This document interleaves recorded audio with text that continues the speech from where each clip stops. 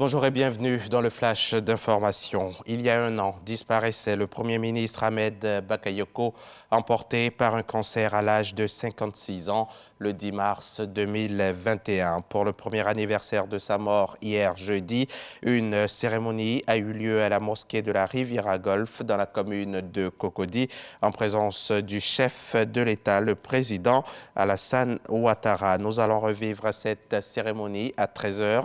Ce sera avec Abdoulaye Koné. Après cette cérémonie d'hommage à son prédécesseur, le Premier ministre Patrick Achi a mis le cap sur Abobo, commune où Ahmed Bakayoko était aussi le maire. Sur place, le chef du gouvernement a lancé les travaux de construction d'ouvrages d'assainissement et de drainage des eaux pluviales dans le quartier d'Anokwa-Kouté. Alexis Ouedraogo nous y conduira tout à l'heure. Ce sera à 13 h. Également. Une mission de la Banque mondiale en provenance de Washington s'est rendue vendredi à Aboudé-Kouassikro dans la région de l'Agnébi-Tiassa. L'objectif, c'était d'échanger avec les acteurs du monde rural du projet d'amélioration et de la mise en œuvre de la politique foncière rurale de Côte d'Ivoire, le PAMOFOR, un projet financé par l'institution financière internationale. On en parle avec Lonsiné Bakayoko. Pour cette phase pilote du projet d'amélioration et de mise en œuvre de la politique foncière rurale PAMOFOR financé par la Banque mondiale, ce sont 402 villages qui sont concernés sur les 8000 que compte la Côte d'Ivoire. À Aboudé-Kouassikro, dans la région de l'Agnébi-Tiassa, ils sont 37 à avoir sollicité et obtenu leur certificat foncier. Nous pourrons donc, à toute quiétude, mettre en œuvre nos terres. Ainsi, nos enfants, nos petits-enfants pourront hériter de nous, sans crainte d'être spoliés. Au niveau national, ce sont 12 672 dossiers qui ont été finalisés par les opérateurs fonciers, soit 79% de la cible de cette phase d'essai. Sur les autres actes liés à la sécurisation foncière, comme les contractualisations des parcelles également, les chiffres reflètent une accélération des opérations de terrain.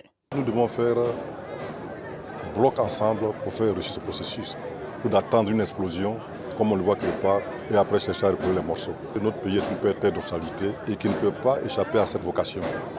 Cette procédure inclusive et participative confère au certificat foncier une solide assise technique et juridique. C'est un exemple qui confirme que le financement a été extrêmement utile pour la population, et pas seulement pour ce village, mais aussi pour tout le pays. Nous pensons que les gens devaient avoir un titre de foncier pour leur terre. Ça leur facilite la tâche de transférer ces propriétés-là aux autres, ou de les louer, ou s'en servir pour l'agriculture, sans s'inquiéter. 52 bureaux fonciers ruraux sur les 70 ont été construits et équipés pour faciliter le fonctionnement des organes locaux de gouvernance foncière, garant de la transparence des procédures de délivrance des certificats fonciers. Une mission malienne de haut niveau est attendue ce vendredi à Nouakchott, selon une note verbale de l'ambassade du Mali en Mauritanie. Cette visite intervient quelques jours après les accusations de la Mauritanie contre l'armée malienne, accusée de crimes récurrents contre ses ressortissants. Et cela après la disparition de plusieurs dizaines d'éleveurs mauritaniens en territoire malien. Des sources locales du côté de la Mauritanie affirment qu'ils auraient été tués par des soldats maliens.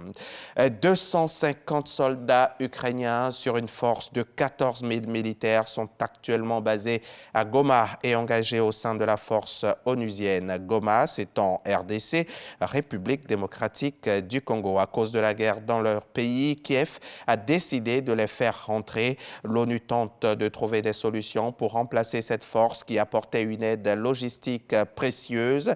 Le sujet est actuellement discuté donc au siège de l'Organisation des Nations Unies à New York avec la représentation ukrainienne. Le but étant de définir un calendrier de départ, régler les questions juridiques et réduire l'impact sur la mission.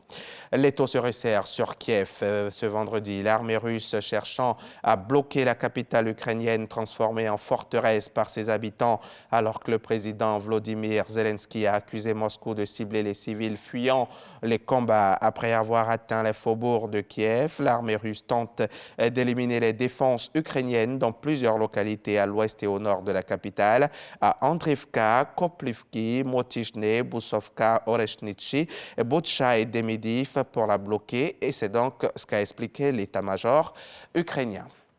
Fin de ce flash, on se retrouve tout à l'heure à 13h.